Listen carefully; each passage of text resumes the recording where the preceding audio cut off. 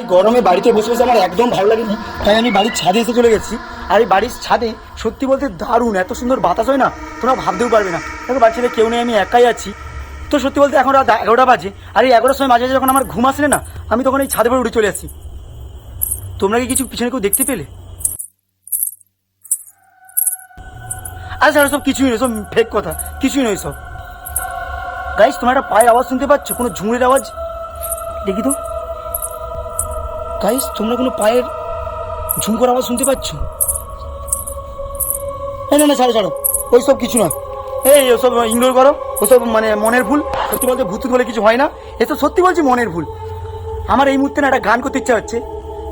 আমি যে তোমার, শুধু যে তোমার।